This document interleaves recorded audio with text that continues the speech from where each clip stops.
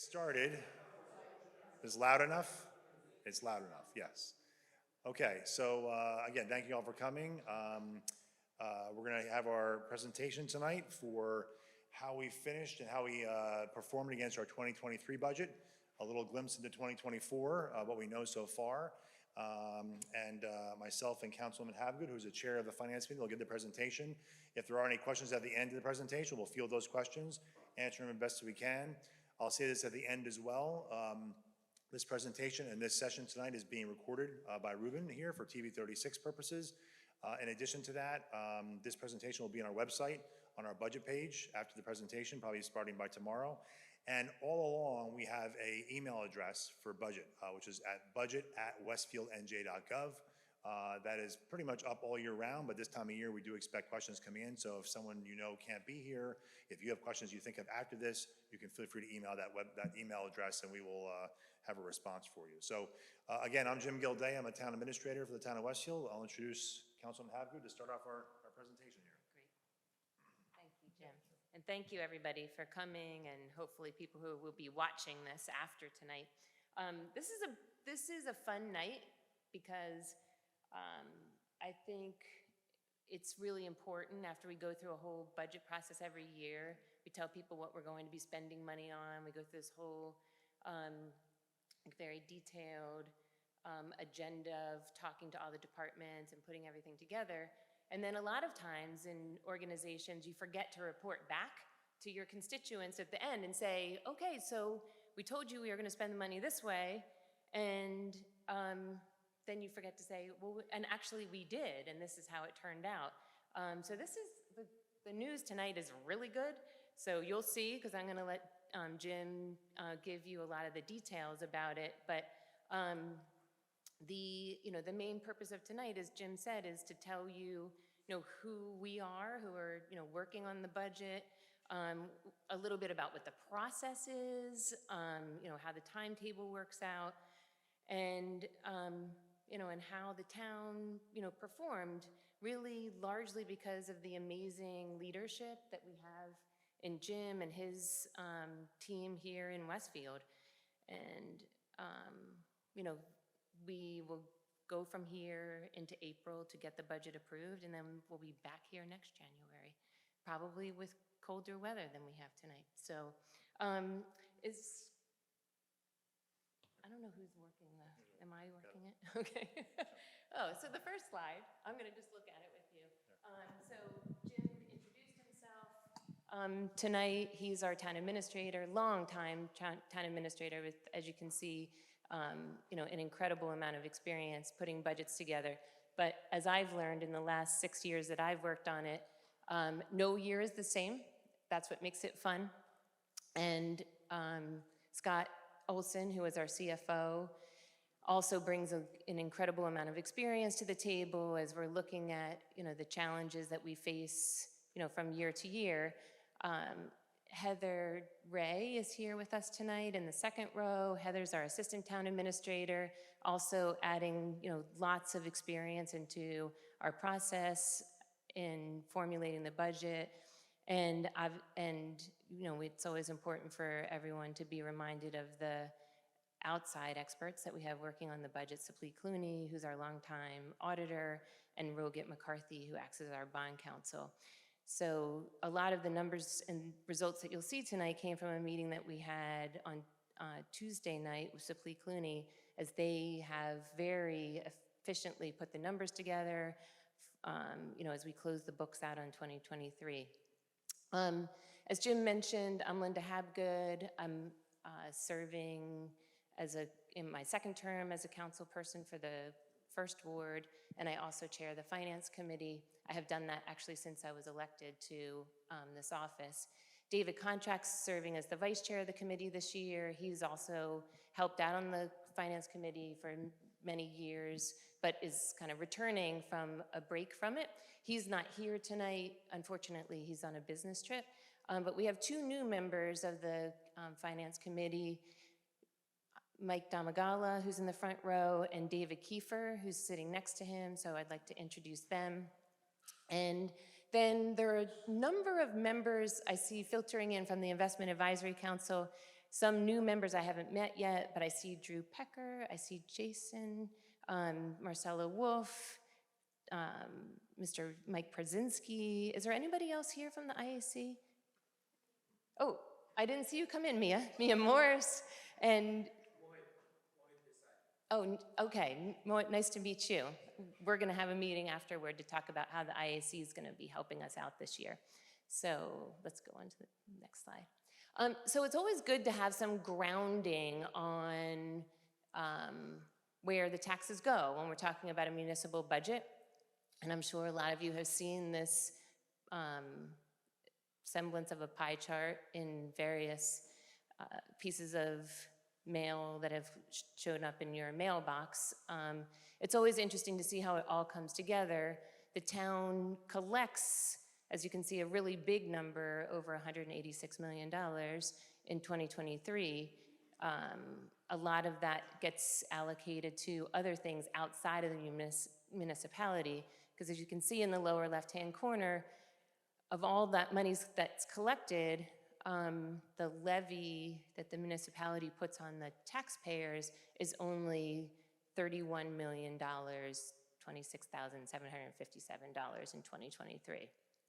I get questions from people frequently because they say, well, how does there's a $31 million tax levy, but the municipal budget is, in 2023, was over $51 million, so what's the difference? And the difference is that that's the taxes that are put on property holders, the $31 million. The remainder of it, over $20 million, is basically what the town brings in other revenues. So court and parking are good examples of those things. And we have some one-time, revenue streams that come in on occasion, but there's a lot of work that goes into running this town very efficiently. And I think it's really interesting to look at the fact that the taxpayer dollars that come in that we can really rely on are only the $31 million number. If you go to the next slide, this is a breakdown of the full budget appropriation. So we don't have the number, well, we don't have a total on the number here, but it gives you an idea of that $51 million in the total budget, how that's allocated for various things. Obviously, the town of Westfield is a people business, right? There's a lot of interaction with the public that needs to happen. One of the things that happens every day is the public safety and the quality of life issues that people in the town are looking for. And so it's not surprising that one of the bigger numbers in this overall breakdown would be salary and wages.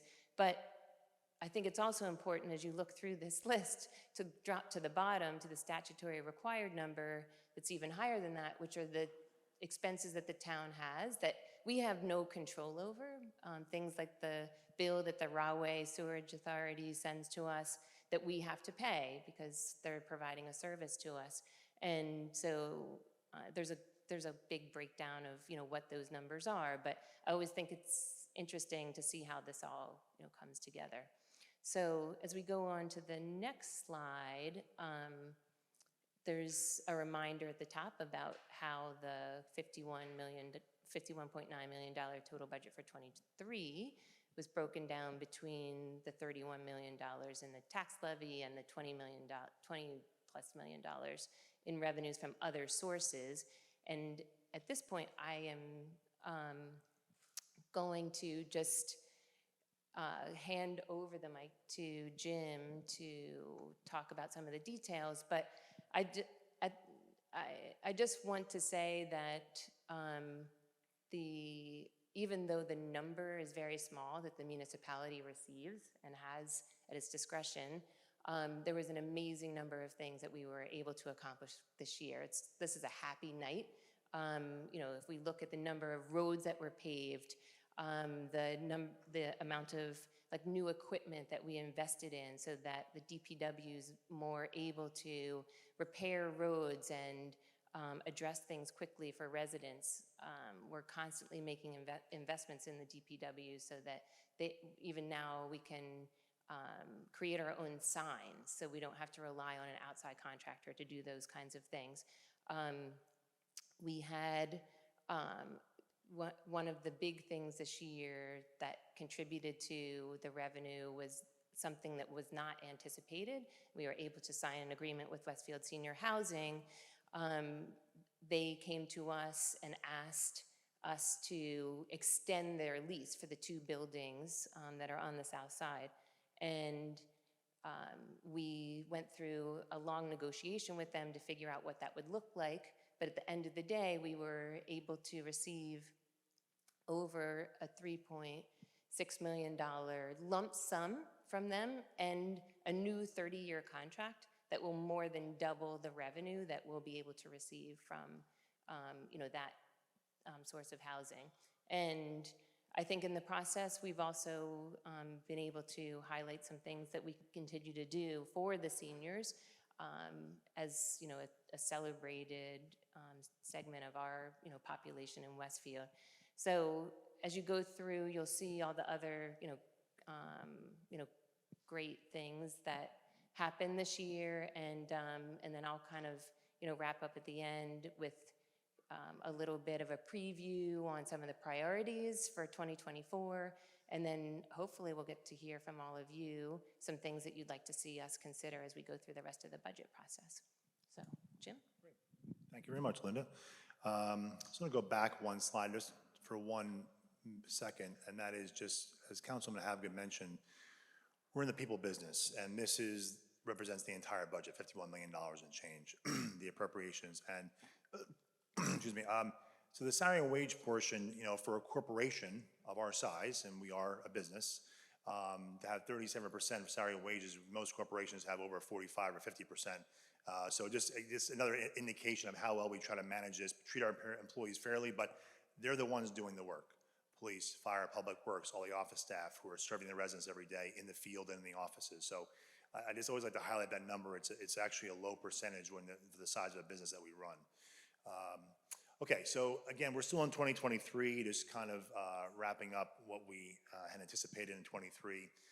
Again, as Councilman Havgood said, $51.9 million budget, $31 million tax supported, $20 million as revenues that we generate on our own to support that budget.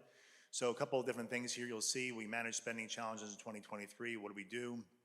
We had statutory required expenses up 6.75%. Bills given to us, couldn't do anything about it, had to pay those bills. That was $1.2 million. That includes things like pensions, health insurance, Social Security, utility, raw way value, sewage authority. These are bills we get, we have time payments, and we have no choice but to do that. Salary and wages up 3.1%, $580,000. Last year was a big year for us. We actually successfully voluntarily negotiated and settled multiple contracts, multi-year contracts for towns. We have only one contract that's not up for, that's up for renewal this year. Every other contract we have is good through 2025 or 2026. So now we have certainty in our budgeting going forward from an employee perspective. And lastly, operating expenditures up 10%. Various non-discretionary costs are part of that. So even though they're not part of the statutory required category, the Finance Committee sees, I use the police department, for example, with the fire department. We have a lot of contracts with vendors that give us prices for, fire truck maintenance. It's a very specialized field. We have to do fire contracts for that. So those aren't really even discretionary at all. Again, surplus, we're going to talk a lot about that tonight. 2023's surplus story was we had replenished 22 into 23, $3.7 million for a starting balance of $9.3 million. Year-end 2022, going into 23. We used 3.95 in 2023, and that we have a process that we go through to try to figure out what we're using it for. We try to cover revenue losses, increase expenditures, but mostly to manage the final tax rate. That's what the surplus is there for, and we do that. So we increased the use of surplus last year by $200,000. And lastly, we reserved, after using that surplus, we reserved $5.4 million for future years and hoping to replenish back to $9 million. That was our goal. Lastly, lowest possible tax increase. Again, appropriations were up 5.46% last year for all the reasons we talked about. Last year and the year before were 2 years where we had AARP money, the American Rescue Plan Act money. Every community had that money. We incorporated that into our budget both years.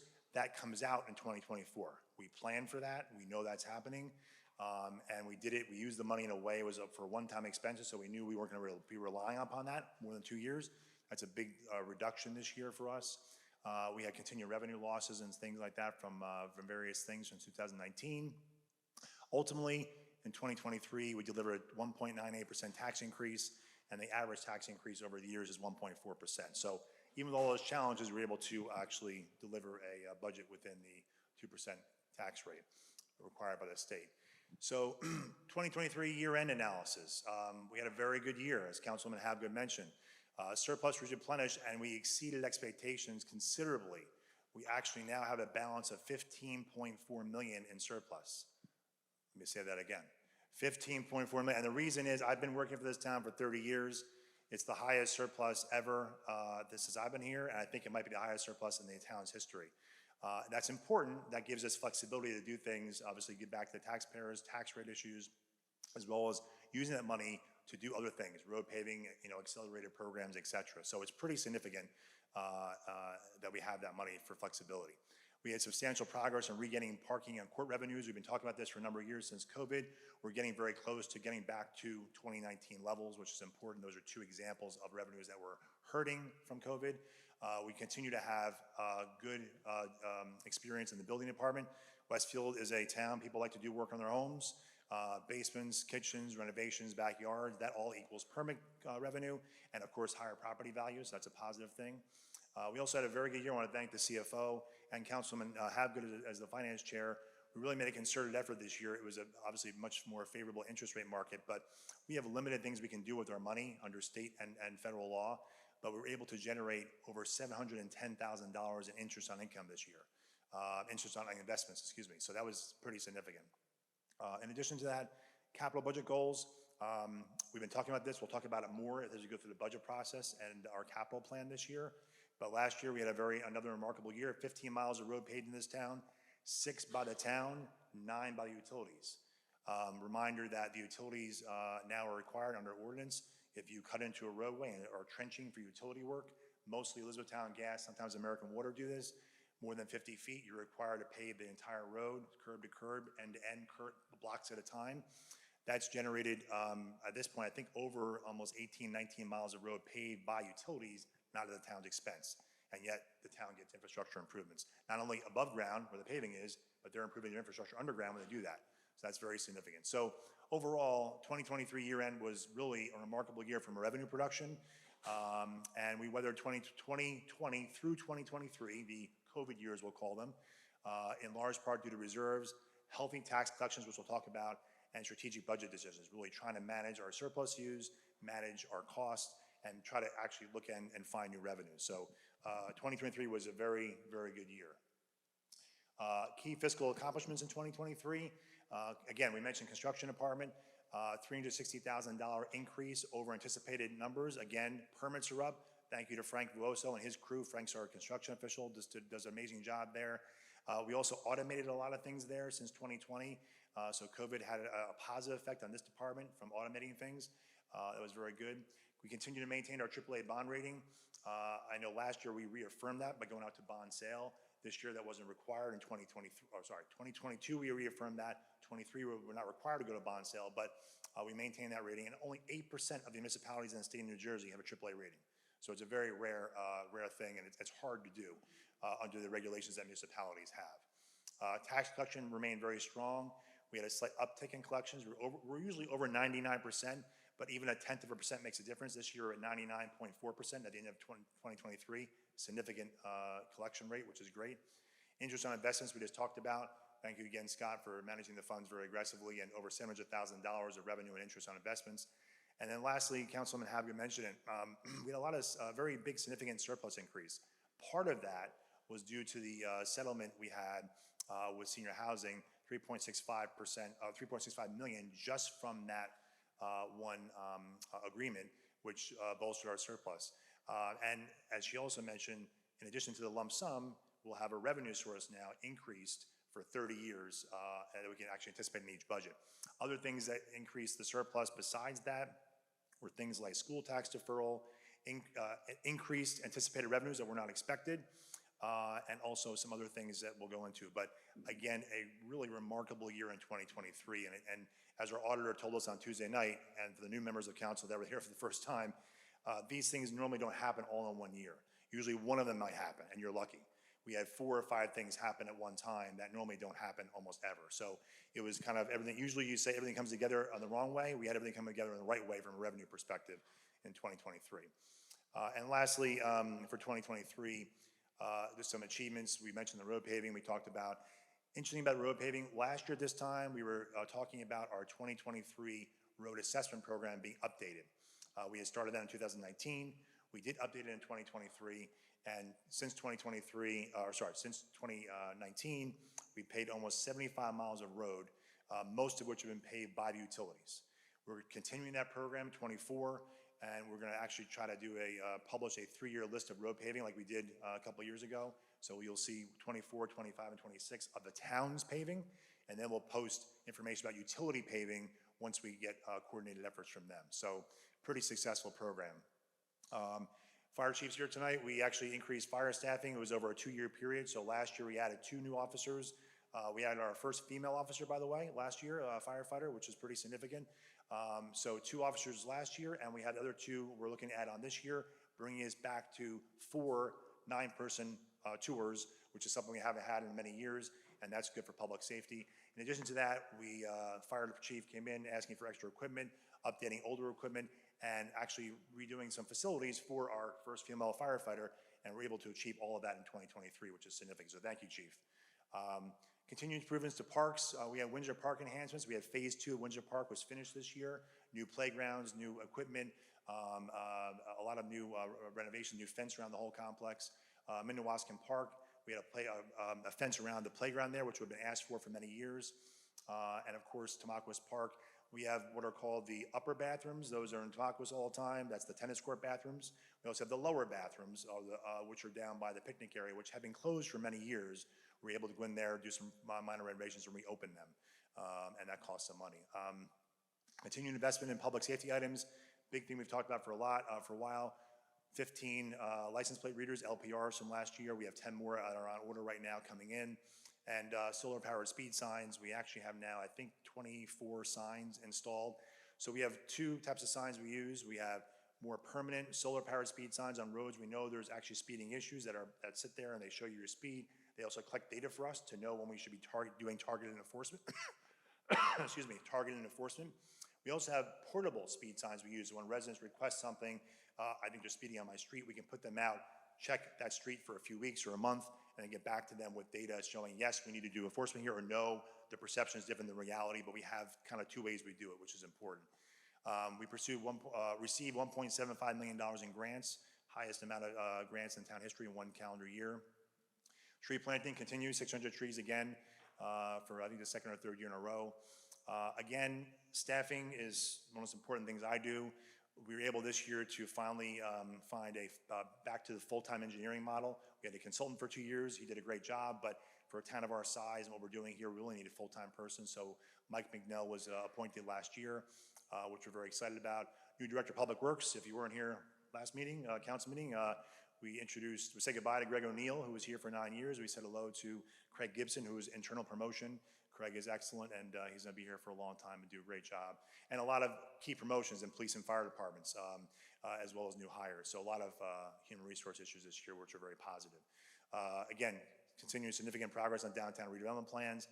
And mostly, again, we're delivering all of this with obviously lower than 2% tax increase, barely, averaging over 1.4 over 6 years. But again, a remarkable year in 23 to come out of 23 with a surplus of 15.5 million. Just, we thought we'd do well. We did much better than we expected. So a very good story to tell for 23. Okay, so 23, great news. You're only as good as your last budget. So we're already into 24, okay? So we start 24 budget, and just to recap of what we do, and it's worked very well for many, many years. So we look at a few items as we go through the process, and our two new members of council are learning this. They had their first meeting on Tuesday with us, which is great. So we always look at a long-term capital plan. We're required to submit to the state a 6-year plan, which we do. We focus on 3 years. That's very practical to manage. So that will be talked about in the next 2 months, and we'll have an ordinance at some point, which will include paving, police equipment, fire equipment, public works equipment, any other capital initiatives we have. That'll be an ordinance that's adopted, and then that ordinance, when it's adopted, gives us authorization to spend money for this year to get those things done. While that's going on, we have department head budgets, so we've already started that process for a few months. In the next few weeks, the department heads will be coming into the finance committee to present their budgets and review things, get questions answered by the committee. That really takes place. We've had a lot of work done this November, December. And just as Linda mentioned, on Tuesday, we had our annual meeting with the auditors who came in on Tuesday, gave the committee an update where we were, how great we did, also give us some advice for things that they recommend. They had also finished the annual financial statement, which is now completed. That'll be submitted to the state. There's a lot of statutory compliance we have that Scott and also the auditors do every year that isn't really exciting to the public, but it's very required behind the scenes. So the Finance Committee started on Tuesday. We'll be meeting with the auditors, which we did. We'll be meeting with department heads all the way through mid-March. At that point, the state gives us information about what our final state aid number is, any other revenue they might be providing us, which is not that much from the state. We then put together the budget forms. The council will be presenting to the committee will be presenting to the council on March 12th. So the council gets a full view of the budget that's being formulated the past number of months. And then the budget is expected to be introduced on March 26th, and then adoption on April 30th. These dates are not arbitrary. The state gives every municipality a time frame. If you do not meet these dates and go later than that, you run the risk of losing state aid. So again, from a best practice perspective, every town is required to submit a best practice checklist every year, which we do. We score very, very well, over 90+% every single year. This is part of the reason why we comply with the statutory timeframes. We do things in proper order, and again, thanks to Scott and his staff for doing all the things that paperwork and submissions online to the state. So that's the process we follow for committee formulation. Again, 2024 goals, similar to previous years. We always want to manage our fiscal management and fiscal expenditures, manage them very well, very closely. That does not just goes for me and Scott, all the department heads. We have many department heads here tonight: library director, town clerk, fire chief, assistant town administrator, public information officer. We have our CFO and others that will continue to maintain their department's budgets. It's their responsibility to oversee their budget, report back to myself or the CFO. And so it's we do a very detailed job every single month. We meet monthly to make sure everyone has they're up to date on things. So that's important. Again, always looking for revenue sources. You saw on the initial slides, we provide $20+ million of revenue, offset our tax-supported budget. Revenue sources in municipalities, not just Westfield, are hard to come by, and they're also hard to maintain. So again, it's not something we find very often. When we do, we try to do it, manage it properly, and because every revenue source we get offsets the tax-supported budget. Prioritize opportunities to increase diversified tax base. This goes with new development coming in over time. The shift, it takes decades for this to happen. The shift does happen to going more to commercial properties potentially and off the backs of the actual single-family homeowners and condos and townhouses. Again, always prioritizing public safety, downtown economic recovery, infrastructure, public amenities, et cetera, arts and parks. And then again, tonight, we'll obviously see if there's anyone any questions tonight about public input they may have for us to consider for 2024. So a couple of things we know about 2024 already. Scott and I get information starting in December for each year's budget. So we already know that the Railway Value Sewage Authority bill, our pension bill, our health insurance, and our joint insurance fund bill, our reserve for uncollected taxes and debt service, all those together so far are over $950,000 increase. Again, as we mentioned before, bills given to us, we have deadlines to pay, and we have to manage those in our budget. So not easy things when you have $1 million roughly handed to you from day one. You haven't even started the budget process yet, but that's how the process goes. One thing to mention on the insurance side, so I always like to say this about, we have health insurance and we have regular insurance, our umbrella insurance. So we are a part of a joint insurance fund. We were one of the charter members of a suburban municipal joint insurance fund. We share short insurance costs with 8 other towns. We just added 2 to our group. that will help to defray costs over time. But that's a great way for communities to share costs. And so, everything for insurance that's not health-wise is under our umbrella. So it's auto, liability, employment practice, cyber insurance, all those things are on one roof. And we really have an excellent insurance company that actually works with us very well. So it's one of those shared service things that actually is very helpful to the town. Also, we're always trying to manage the cost of residential services. We're in the people business, so there's a cost to what we provide. Police and fire, for example, there's a cost to those employees, the equipment. Those aren't going down, they're only going up. Curbside leaf collection, curbside recycling, those are programs we run, we serve. Costs don't go down, they go up. We have to rent trucks, we have to dispose of material, we have to pay companies to pick those things up. So we're always trying to manage those costs, and this year we'll see how they pan out. But again, those are the challenges we have for '24, which are similar to other years. Again, we also, on capital front, with the extra surplus we have in the bank and well-managed debt service we have, we can continue with a ambitious 2024 plan. And again, road paving is one of the biggest things we do. It's we're on pace to really, by 2026, hopefully have over almost 85% of our roads paved. And then we'll be able to get the rest of them done in a short time thereafter. So that's a big thing, and utilities have been a big help to that. Drainage improvements is a big thing. So as we go do road paving, we're trying to add in drainage improvements, specifically for stormwater issues that we've been experiencing. So we'll add that in as usual. Recreation and park improvements will continue. And then public safety improvements and equipment never stop. As I said before, we have LPRs on order. We're looking for more solar speed boxes and other technology. Last year, for example, in our capital budget, we added a few intersection improvements, shortening crosswalks, doing bump outs, doing striping, doing cutouts for parking. Some of you go to the Westfield Y, you've seen the cutout there to create a drop-off pickup area, a little safer in front, so that because we have people double parking all the time. So hopefully that's something we will enhance that, and technology enhancements. In the offices we have here, we mentioned before the construction department. We did some technology upgrades. We continue to do that there. But other offices, the town clerk's office, for example, the town clerk's here tonight. A lot of our things in that office are online now. And that actually makes it easier for the resident rather than having to come in person and so forth. So those are all the things we want to do in capital. We'll have a whole other discussion at a future meeting about the ordinance that we introduce at some point, probably March or April. Budget opportunities for 2024. Again, we have a larger fund balance to help navigate non-discretionary cost increases, and also to manage the final tax rate. And we'll talk more about that when we introduce the budget in March, but we're in a very, very good position, which is really nice to be in. We have a potential for our first pilot revenues to be received in 2024. This is from the Westfield Crossing project. We don't have anything right now and probably won't be able to anticipate it in 2024's budget, but we do expect a portion of that revenue maybe to come in later this year, which means in 2025, there'll be a new revenue source we can anticipate in some way. Don't know what it's going to exactly be right now, but that's an opportunity for revenue in 2024 and 2025 and beyond. And then again, in 2024, revenue projections right now look very strong.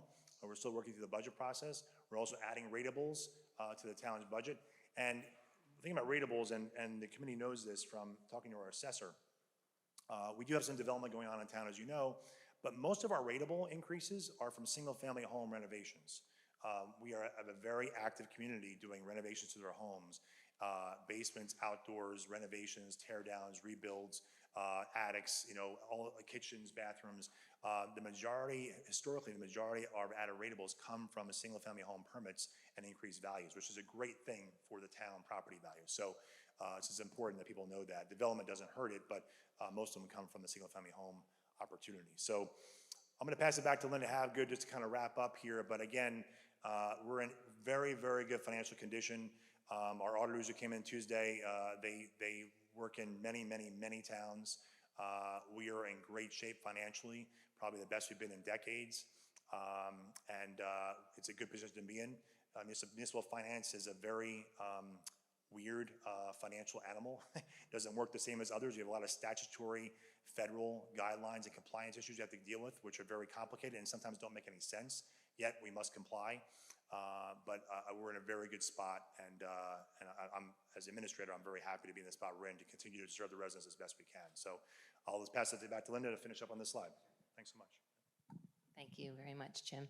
And before we get to this slide, I just wanted to reiterate a couple of things that Jim mentioned, because will impact the conversations that we have around setting the budget for this year. Obviously, we had no way of knowing when we set the budget and approved it in April that we would end up with a surplus as high as Jim just shared with you all. It's hard to even say, over $15 million. You know, over the years that I've been involved in this process, we've worked very hard to make sure that we find sort of a perfect sweet spot for that surplus, because it acts as a nest egg for the town. You think about it as like your, you know, monies, safety net monies in case something happens that you don't anticipate. You want to make sure that you have cash available to you. We also use it, as Jim mentioned, you know, as we get down to the final like tallying on the budget, to keep the residential taxpayer monies down as much as we can, because we don't want people leaving Westfield, which we often see once their kids have finished in the high school. They leave because they feel the burden of the property taxes and not the benefit of the schools directly any longer. And so we want to try to use those monies to put them back into the pockets of the people who really, you know, initially contributed them. So it's a balancing act every year to come up with what is the right number, the percentage of that surplus number that we'll put back into the budget.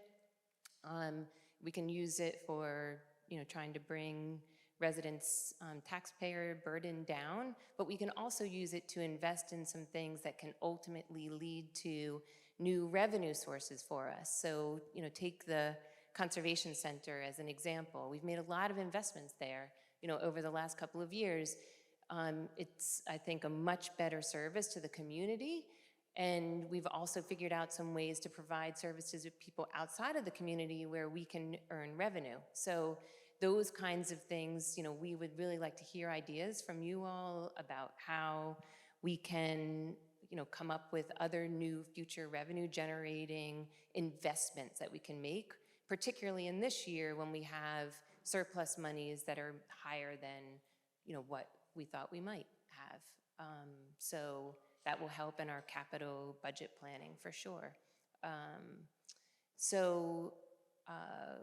I think this slide is also important as a backdrop to asking the public for inputs on budget desires or comments for this year, because it's a grounding in the priorities that the town has for really keeping a careful eye over the overall budget, as you can see from Jim's comments and the way that this town runs and the fact that we continue to have a AAA bond rating. This town has run extremely well, and that is a priority, and will continue to be. Public safety, I'm sure you heard from the mayor's the State of the Town address, the additional investments that we'll make in public safety this year, but we're always looking for feedback and inputs from you all. The town's, you know, parks and recreation. We're looking at ways to, you know, partner with the, you know, with the school districts and the county to make sure that we're doing all that we can to bring improvements to the parks and make them as, you know, centers of, you know, public delight. And as you go, we're obviously trying to continue to bring better quality of life to our residents, to foster resident engagement, which we do through inviting people to participate in the, you know, committees and boards and create new councils like the IAC. So I thank you all again, the new folks and continuing folks on the IAC. And then, you know, we are going to continue to proactively manage responsible development, because we know that the downtown is one of the priorities for everyone that lives here, and creating new public spaces and being able to continue to revitalize those areas is a really big priority for us. So I think we can go to the next slide, and We're going to handle this like we would in a normal council meeting. So if anyone has any questions or comments that they would like to, add into the mix, just, please state your name and your address and ask the questions, and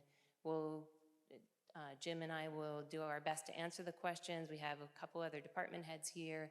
We have the library director, Alan's there. We have our fire chief, a couple of other heads. So we'll make sure that we get answers to you. And then again, for those of you who are not here tonight and might be watching this later on, that budget at westfieldnj.gov email address will leave open. It's actually open all the time. So in budget season and not, if you ever have any, comments or requests to put in the budget process. So Just a reminder for those that weren't here in the beginning, this presentation will be on our website starting tomorrow. So if obviously you see people taking pictures, feel free to take pictures, but you don't have to. It'll be on our website. And again, the budget address as well. So anyone have any questions? Yes. So Carla Bonacci, 603 Lawrence Avenue.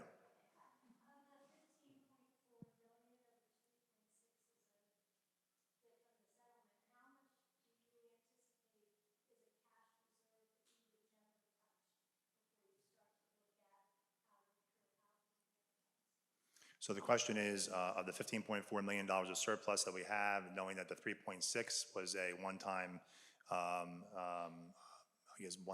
revenue to bolster that, the question is how much if we know how much we would reserve for future years?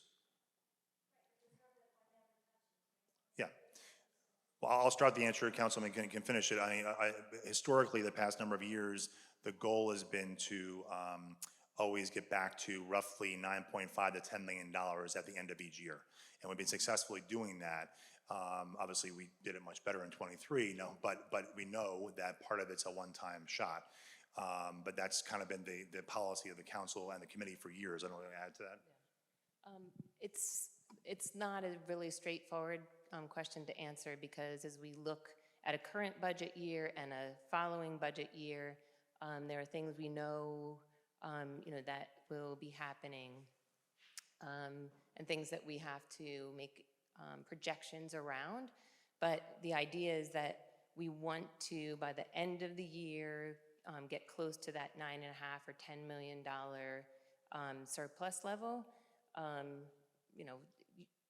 We also look at it as a percentage of the overall budget, or just we have some different metrics that we use to see whether that's comfortable. We're obviously talking to the rating agencies too, because we want to make sure that we're maintaining the rating levels that we want, and these are things that the rating agencies look at as well. So there's not an exact number, but if you look, I think the best way to get an idea of how we're managing this is to know the target for the end of the year, and then you can look over the past several years to see in the budget what amount we've taken to help keep the tax levy at a reasonable level. One last, Sure. Just to wrap up that one more time, the one last thing is that, as Councilman Havigan mentioned, one thing that Scott and I look for, particularly from a staffing perspective, are we regenerating what we're using? Right? So if we're using $3 million, are we regenerating? Good news, the past number of years, except for 2020, which was a off year of everybody, we are either regenerating or coming very close to what we're using. And this year we far exceeded, of course. But that's always a good barometer as well, because if you get into a situation where you're using and then you're not regenerating, that number can fall quickly. So we're very conscious of that. But we've been done very well the past 4 years, particularly even with COVID being an off year, having a little less regeneration, which was expected. Every year we've actually met, we're coming very close, and this year far exceeded what we've used. So that's what the rating agencies see and what the auditors look at too. Are you regenerating what you're using? If you are, you're in very good shape, and we are. So hopefully I answered your question.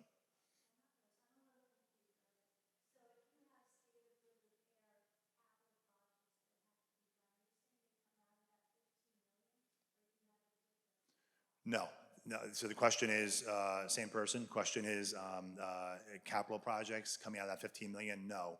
Capital projects are completely separate from the operating budget. It comes in the operating budget in the form of debt service in a future year. So for example, this year, the council will decide on a capital budget.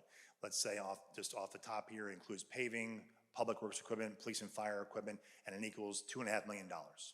The council will do an ordinance, and pass the ordinance for those projects and that amount of money, and that authorizes the town to spend that money. And then we will, with regular cash flow, continue to do pay those bills throughout the course of the year. The following year, the following budget year, we then have to decide, do we need the full cash in our pocket? Have we done all the projects? Do we need to borrow, for that money? Do we need to take a note out? And so debt service on that borrow money, 2.5, hits the following year's budget in some form, either in full through a bond sale or a note. So in municipalities, unlike school boards, for example, we have a lot of different mechanisms to use to manage our debt service, so we're not seeing huge spikes up or down. We try to keep things very consistent. So we use notes, we use bond sales, we do interest-only payments sometimes to kind of manage that debt service and make it flat. And you'll see in the budget presentation we do in March, we have a whole slide or two about debt service and what we're doing. And it's a very big part of bond rating and managing debt, managing capital projects. But bottom line is, capital projects are separate from the annual operating budget. The only impact on the budget is the debt service, yes. No, the 15 million is never used for capital. It could be used to offset debt service for capital that might have been authorized, but no, it's not a direct impact at all, no. Yes, any other questions? Yes. Name and address, please. Yeah. Okay, for the audience, Carrie Murphy, what is the address again? 502 Cotting Road, okay, good. Sure. Sure.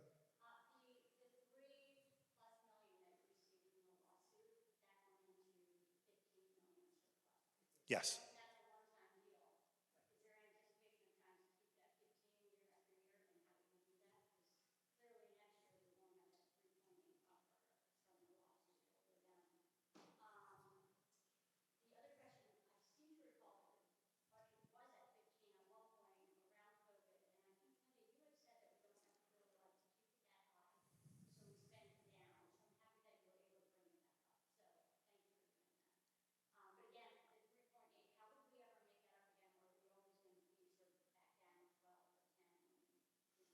So, as I said before, we're fully aware that the 3.65 million was a one-time, item. So we're aware of that. Again, each budget is its own puzzle, I'll call it. So we can't really say right now what the council's gonna ultimately decide to use in the budget, but the past number of years, the council has used anywhere between 3.3 to $3.9 million as surplus use to offset or manage the tax rate, offset required expenses we have, we can't do anything about, or to manage the final tax rate. So to your question, if we were to do very similar to what we used last year, that'd be the $3.9 million in surplus, that would bring the 15 down to 11 and change, and that would be what's left over for 2025, excuse me. And then we normally, in a normal year, forget the one-time one-time hit of a agreement like that, we normally generate between $2 to $3 million or more in a normal year. And this year we had other excesses that were not expected. But basically, we're in a very good spot to use the similar amounts that we needed to this year and still have multi-million dollars extra in the surplus as we move forward. But every year is its own story, its own challenges. So nothing decided yet. But in March, when we introduce the budget, we'll have a final number, and you can obviously, if you come back to the meeting then, you'll see specifically what we're using and what's left over.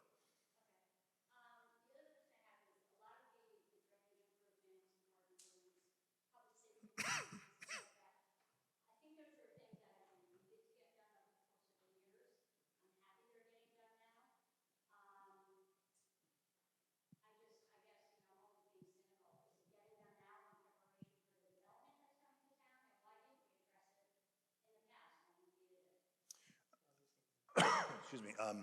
So you mentioned the capital improvements, drainage improvements, park improvements, all the things. So there,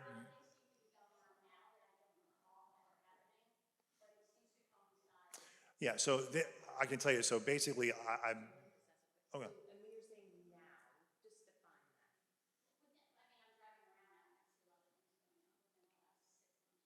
that. Okay, so just for the audience, the question is, things that are listed under the capital, let's go to that slide real quick. Capital budget slide. So drainage improvements, recreation park improvements, public safety improvements, equipment, technology enhancements. I've been working for the town for 30 years, and every year, some form of these go on in the capital. Now, sometimes they're larger projects, sometimes they're smaller. These are not connected in any way to any development or anything. These are things the town's doing with its own infrastructure. So drainage improvements, for example, with all the stormwater stuff we've been looking at the past few years with Ida, recently and so forth, and big rainstorms. When we do paving projects, we're actually going out to look underground with our sewer camera and say, okay, while we're doing the paving project, while the road's ripped up, do we need to replace that storm sewer? Is there a crack in it? Is something wrong? And we're adding those to the paving projects, for example, or park improvements. We mentioned a few before. I think you came in a little late, but we did a few minor park improvements this year, fencing around Messaminowaska Playground. Okay, so we did so, but those things go on every year. I think people like to see the very big projects sometimes. All the small stuff goes on every year in capital, every single year. Public safety stuff every year as well.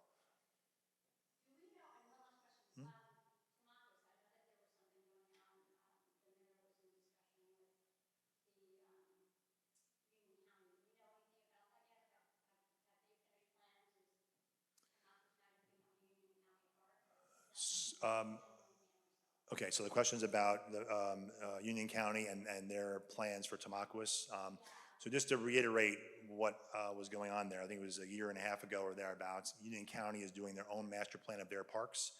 And since they were spending money to do that, the mayor requested that they consider adding the newly found, what I'll call found, 7 acres of developable land in Tamaqua that could be considered, so they would pay for an analysis of that on their dime. They did do that. We have yet to see the final report. They haven't issued the final report yet. But I will also say, I think the mayor said this in her State of the Town address, and I know Councilman Kiefer's on the Recreation Commission. They are beginning to work on forming a committee to look at a design plan. Remember, in our case, we had a master plan done of all of our parks in 2019, which was presented in 2020, right before the pandemic. So here you have a bit of a baseline and recommendations in our plan. The goal is to take that plan and those recommendations and then actually form a committee to look at Tamaqua Park as a whole, plus the new 7-acre opportunity that might be there, and look to do a design plan for that starting in 2024. But the county hasn't released anything on their plan yet. Sure. Yes, sir. Yep. Stephen Goodman, 322 Arenda Circle. And yes, 40-year resident, and I taught his kids swimming lessons. Okay, good. I have a few questions also. Sure. The school budget this year was raised approximately by 4.5%. Correct me if I'm wrong. No, I think you're right about that, yes. Town voted for that. Is that part of your 1.4% increase over the past 2 years of the town budget, or is that in excess of that? Okay, so the question for the public is that the school board budget went up about 4.5%. That's probably close. And is our 1.4% part of that? And the answer is no. So every governmental entity, we have 4 in town. We have the town council, who manages the 16% of your tax bill. We have the school board, who manages roughly 60% of your tax bill. We have the library, who manages about 2% of your tax bill. And we have the county, who manages about the remaining 24 or 23%. So all this town council and my job is to manage the town's portion. So the 1.4%, which really last year was 1.9% increase on the town's portion. The county does their own, the school does their own, and the library does their own, and they're all put together for a combined rate. And then that's what the taxpayers get in your tax bill. And on your tax bill, you'll see the breakdown of what you're paying for each piece. But our portion, the town council, is only responsible for 16% of the tax bill. I'm sorry. I'll just add that even though those budgets are established separate from the municipal budget that we're talking about tonight, it does get confusing because the town collects all those taxes, right, for those various parties. So, we show pie charts to help people understand, but it's still confusing. But even though we don't have direct impact over the budget for the schools, to use your example, Steve,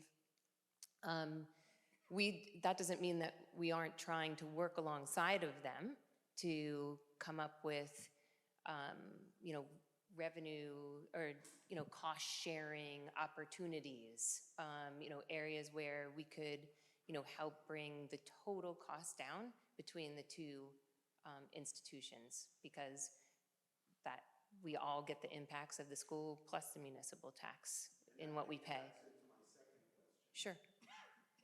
Obviously, the turf project did not go through, and we're left with a pilot for Westfield Crossings, which eventually will pay some funds, but at the beginning pay very little, as we all know. So when that revenue begins to come in per our budget, how will that money be spent or allocated for our next couple of years? That's all part of the budget process. Can that be part of paying for the school increases? No. So, no, it cannot. So, two things.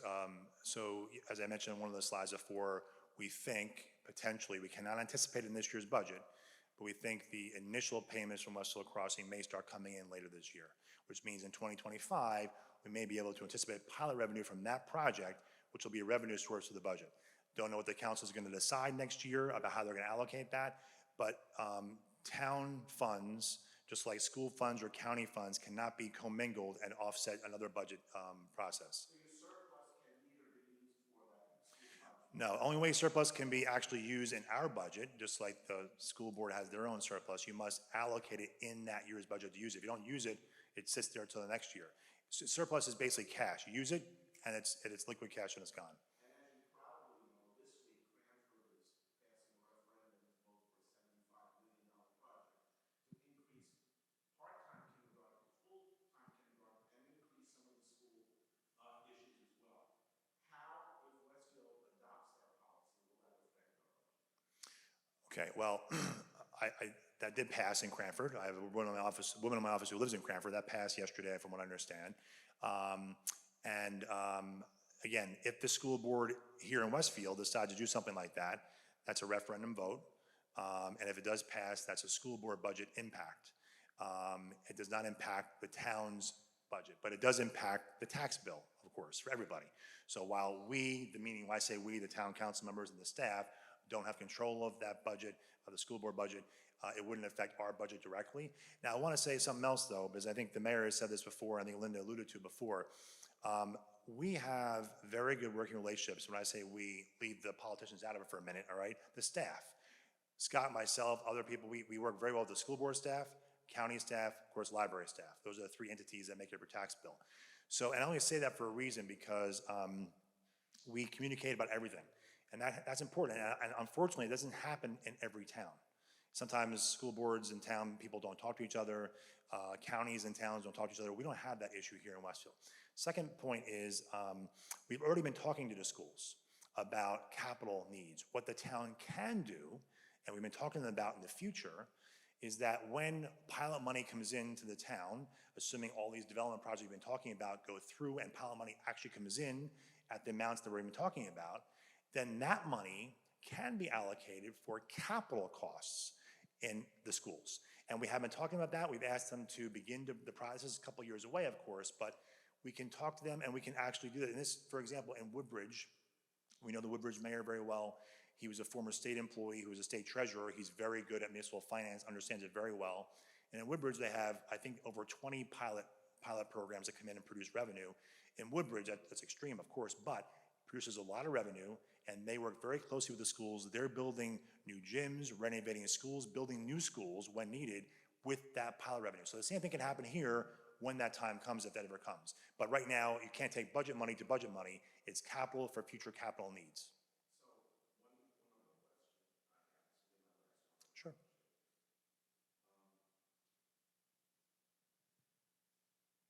debt service that was incurred by the installation of One Westfield Place and the converging construction ongoing in town, will that debt service, to cover the debt service, be covered? Can that Overage in the budget, what do you mean? The surplus, okay. So, I guess arguably it could, but the good news is that's not what our agreements say. Okay, the agreements we've struck with One Westfield Place, if everything goes as planned, it's sequenced in a way that they cannot move to the next part of the project until revenue comes in to pay off for certain things that we're getting. So remember, last year, the town authorized $57 million worth of debt for public improvements. That's not in this budget because we haven't paid anything yet, not here. When that does come to fruition, the design plan is that the pilot money is supposed to not only cover, but more than cover the debt service for those things. So actually, it should not impact our budget whatsoever. But to your other part of the question, in 2024 at least, we're doing very, very well. And so if there was an overage of some sort, if there was surplus money, the town could use it if it wanted to. But the plan we have at One Westfield Place is to actually have no taxpayer impact in our budget and have that completely covered by pilot money for all the different improvements that they're making for us. Will the firehouse and new fire engines be included in this or a different part of the budget? And what will that mean, how they come up with an idea of where that's going to be? Okay, so the question is about firehouse and including the budget. So right now, the firehouse is not part of One Westfield Place, but again, pilot revenue, if it comes in the way it's supposed to, as I said before, we're supposed to have money not only to pay out the debt service, but have money in excess, okay? And it could be quite a bit of excess.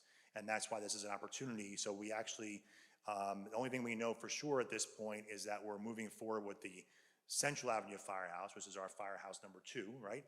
And looking to do renovations there because we own that property.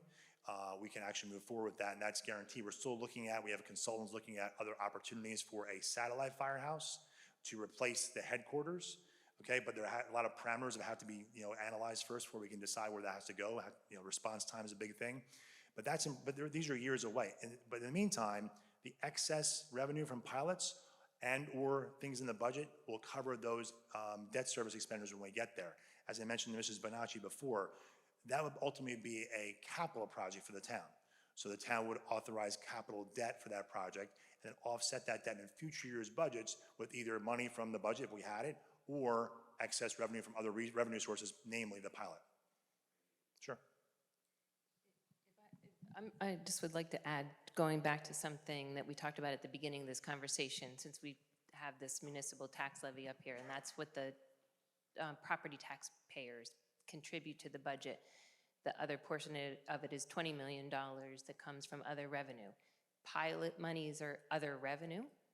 So those are things that allow us to, think about and have access to monies that enable new firehouse projects and things like that. So if that just sort of distills down the answer to your question, Mr. Goodman.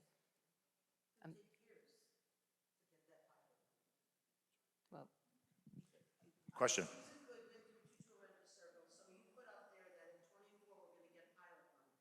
Where's that pilot money coming from? When in '24 are we going to get it, and how much do you anticipate? Okay, question, Susan Goodman, 332 Rent a Circle. I answered that question already. So we are potentially getting pilot money in 2024 from the Westfield Crossing project, which is, okay, let me finish. So that's started, okay? And it will come in as each piece of the project gets its CO, certificate of occupancy. When they get a CO and start occupying property, that's when pilot payments start on each part. So if we get it, we don't know the amount will be yet, because we don't know how much of a CO they're gonna get. But ultimately, that will be money over the course of the years that we will get. There's a schedule that we have which tells us what the maximum should be, and when that pilot money reaches what they call stabilization, which is the full amount of pilot you get. It's a 30-year pilot. So over the course of 30 years, it'll start off slow, but at some point it'll stabilize and be a very similar increasing amount every year for 30 years. That will be put into the other revenue category that Councilman Habegood has mentioned and can be used for anything the town council so chooses. Debt service, other things in the budget. No plan on what we're gonna use it for right now, but that is the truth about how that can be used. Our concern as residents is there's no designation for the pilot money coming in. So whatever any future administration or mayor or council wants to do with that money, they can designate that money to whatever they want to. We may not even have a choice as residents, as we have seen these last couple of years.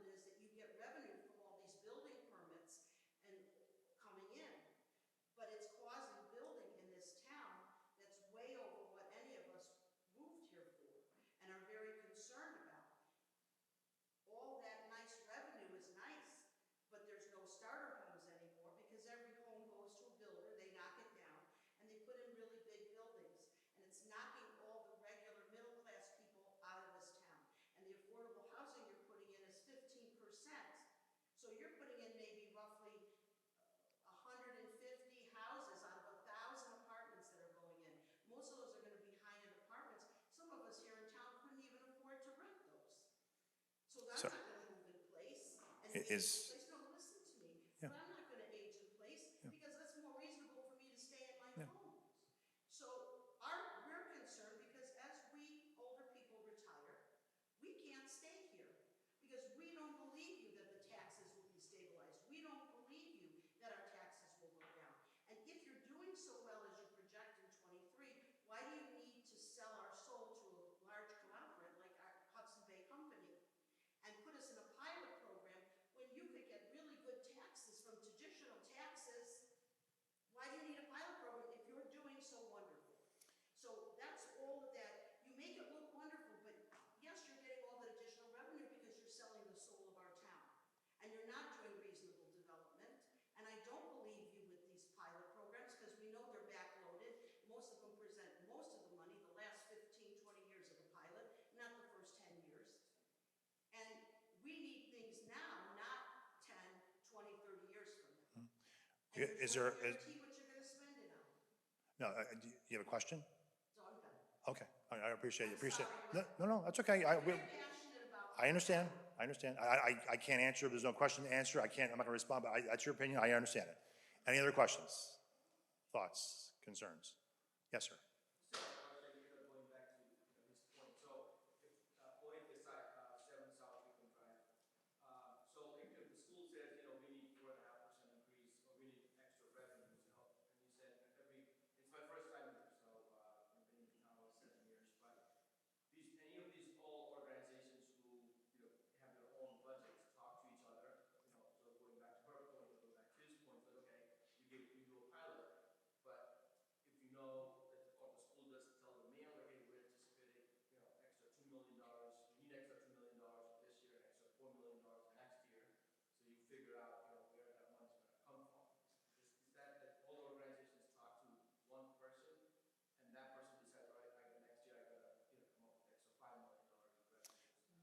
And going back to her point, like, in terms of the construction, it's like, great, perfect, 23. Is there any planning on what 24, 25, 26? Is there any kind of, planning done? Like, already gave 2,000 permits, last year versus 4,000 this year, and they anticipate 9,000 next year. That's some kind of that math that we know that, the extra 20 million will continue.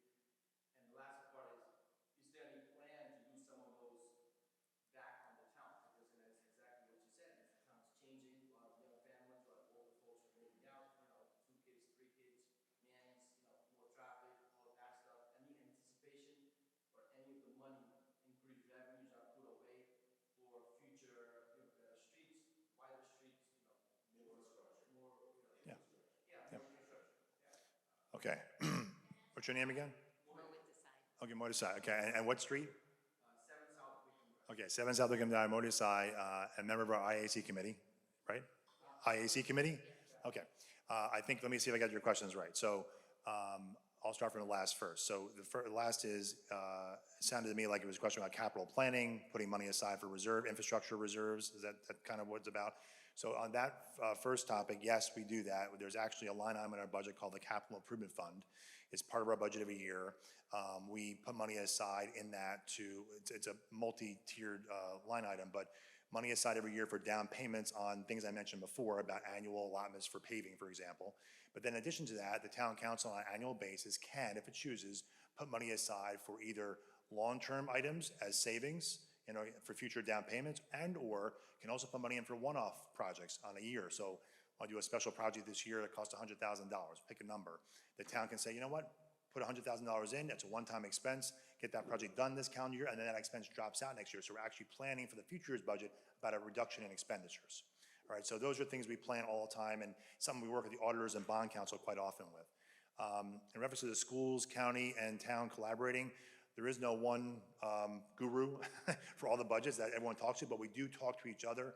The mayor and myself meet with the Board of Education pretty much every other month with the superintendent, usually the chair of the board, and the business administrator there, sharing information about everything from school populations, enrollment numbers, what they're experiencing, what we can do, what we're experiencing, how can we work together.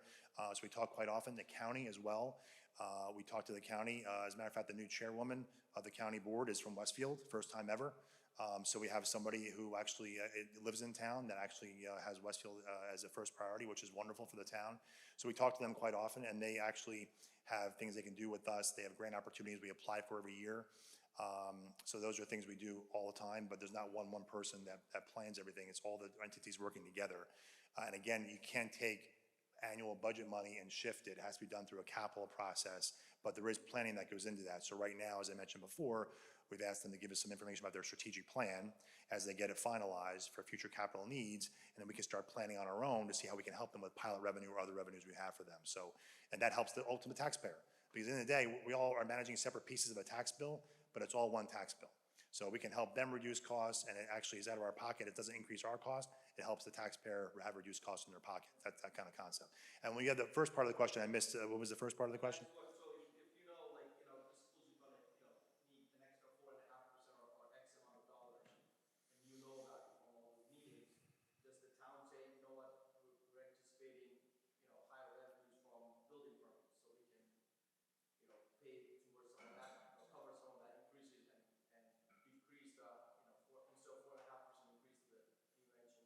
Yeah, we can't take, yeah, you can't take building permit, for example, miscellaneous revenue that comes in, and because that money, so one last thing to say, every municipal budget is really a 2-year budget.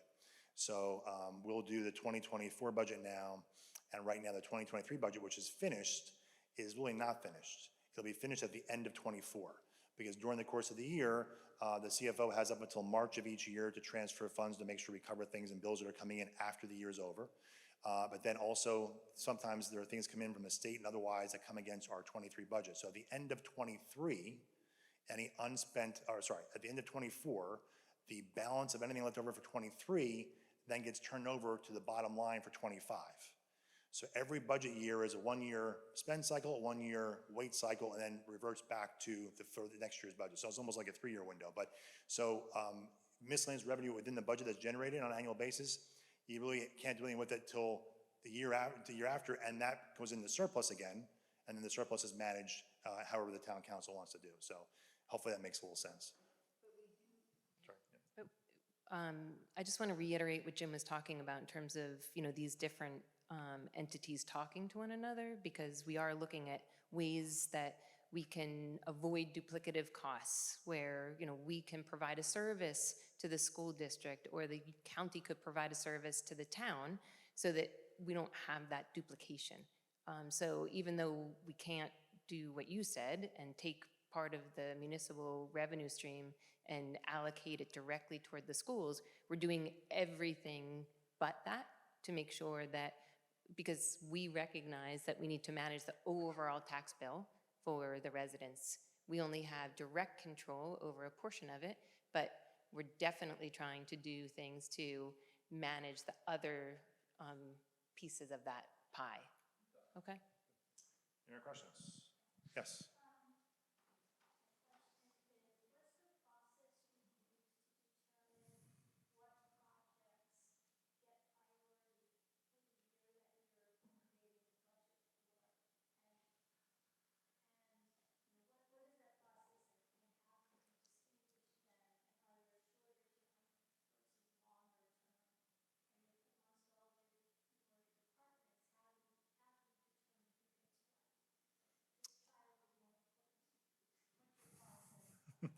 Every child thinks they're the most important.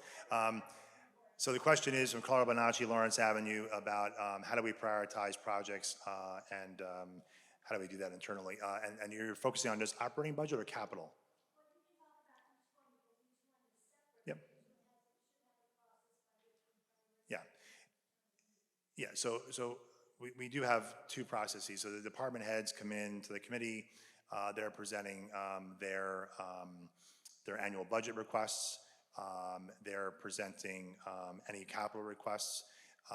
They will meet with myself and Heather and Scott, the CFO, first. We kind of, you know, go through that stuff together. Again, as I said before, on the capital side, we have a 6-year plan. We focus on a 3-year plan. So we're not making it up each year. We're focusing on what the plan is and seeing how the pieces fit into that every year. So that's a pretty straightforward process, but things do change. You know, if all of a sudden there's a drainage area we didn't know about last year and now becomes a top priority, that might move to the top of the list because it's something we have to fix right away. But we try to stick to the plan. I'll use the public works equipment as a good example. We have a multi-year public works equipment procurement and replacement program. And the public works director comes in and recommends equipment, gives details on a maintenance cost, and then we decide what the best thing to do is that can that last another year? Does it have to be replaced? What can we get out of it? Can we sell it? All those different things.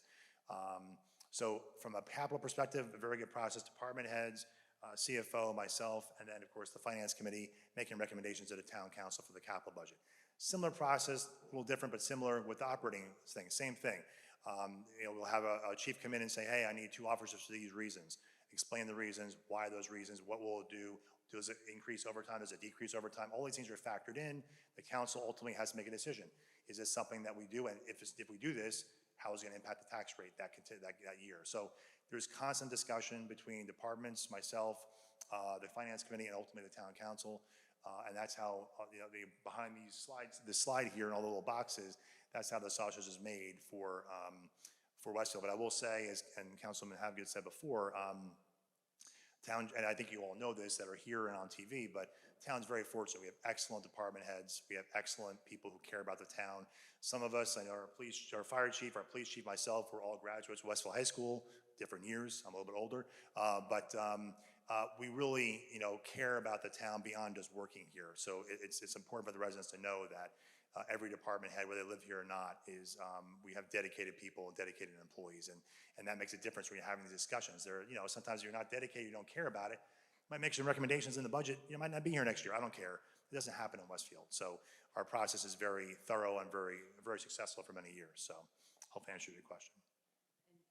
And that's honestly why we're having this meeting, because not only did the ideas around things that we should spend money on come from department heads or from just amortization or depreciation of assets that we already own, they come from, the residents. So that's why we have a meeting like this, because we want to hear what is on people's minds as we're starting to not only formulate this year's budget, but every year we go back and look at that long-term capital budget as well. So. Any other questions? Yes. Sure. Carrie Murphy, yep.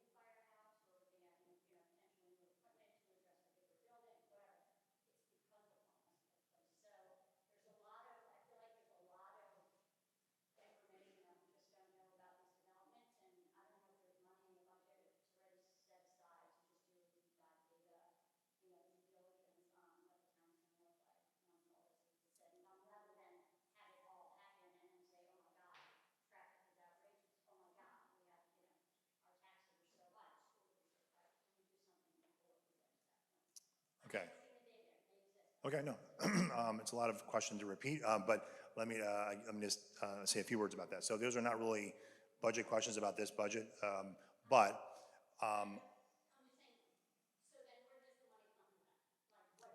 yeah, yeah. So a couple things. So in reference to the firehouse, I just want to make it clear to the public and everyone who's in the room here, the firehouse process for a new firehouse started well before One Westfield Place. Actually started in 2015 with the former Chief Kelly and myself.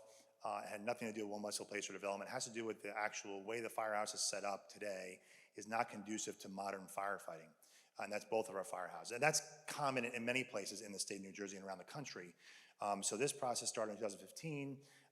The reason it's not done yet is because when 2018-19 came, and when Westfield Place, or not then, but there was a possibility of some development that might be beneficial to the firehouse area, and this namely Northside Plaza, the pause was put on to say, you know what, there may be some revenue opportunity here to offset some of the town's costs for a new firehouse or renovations to the firehouse. But that process started long before that, because ultimately, no matter what happens in 1 Westfield Place, or when that actually happens, we have to provide the firefighters in our town proper apparatus. So that's one thing. But in reference to your question about the money, so. Understood. So the question is about money going to study traffic impacts or impacts of the development to the town. Yeah. So there's no money in this budget specifically for that purpose, for all the developments you're talking about, but it doesn't really work that way. So each development, each project on its own, each project that might come up for approval, whether it be the town or mostly the planning board, depending on the nature of the project, depending on the size of the project, depending on what's required, they go to the planning board to be heard, to present traffic data if necessary, to present school impact data if necessary. So those are things that are handled that way. If there is information or impacts that come from that, it might trickle down to here sometime in the future, but that's not something directly impacting this budget, or maybe future budget right now. So the question about whether we're including money in this budget right now, as of today, we're not, but your request is duly noted, and we'll actually bring it up in committee to see if we want to actually consider that this year. I understand the process is each person comes in and gives their, I'm saying a compilation No. of all 12 different, do we know, like, I'm looking at Matt, if all 12 developments are gonna look like on this town, or is it just each individual one comes in? I mean, it just seems obvious. She's asking for cumulative impact Right. study, which would be done as part of. Right, does that Yeah. exist? If it doesn't, why wouldn't it? I think she's saying, could you put that in the budget to look at if there are cumulative, Yep. whether it's a traffic impact, whether it's air, whether it's noise, all those typical elements that It we feels look at. like that spends. Okay, yeah, so the request is for a cumulative impact study to be considered in the 2024 budget and/or capital budget. Understood. Because Yep. you proceed with a lot of incrementalized projects, and the questions aren't being answered about the cumulative impacts. So at some point, the cumulative impacts are too great for this town to handle in terms of infrastructure. And when are you gonna find that out? Okay. After it's done, or can we find that out? Okay, got the request, yep. That's what we're looking for tonight. Good, thank you. Any other questions? Is there a timeline on that, so we can know when to expect? Well, that's, again, it's part of the budget process as laid out right here. So if indeed the council decides to include money for that, that would be included in the budget or capital budget, which wouldn't be approved until April 30th. But can we then maybe put the brakes on any new development that might be approved this coming year until we know what the impact is going to be on everything we already have? It just seems to make sense to me not to approve anything else. I can't answer that question here. That's really, town council and planning board issue. You have 3 months. There's 3 months until this is done. Yeah. But, yeah, okay, that's fine. No, I appreciate your comments. Any other questions or thoughts, answers, anything? Okay, well, again, I just want to say thank you for coming and attending in person. Budget stuff is exciting for us, maybe not exciting for other people, but it's very exciting. And again, we are in a very good spot for 2024, which is great. And I appreciate those watching online, or excuse me, on the camera when you watch it. And just a reminder, the last slide here, that we have the budget address. If you have questions, feel free to email us. And appreciate everyone coming tonight. Thank you very much.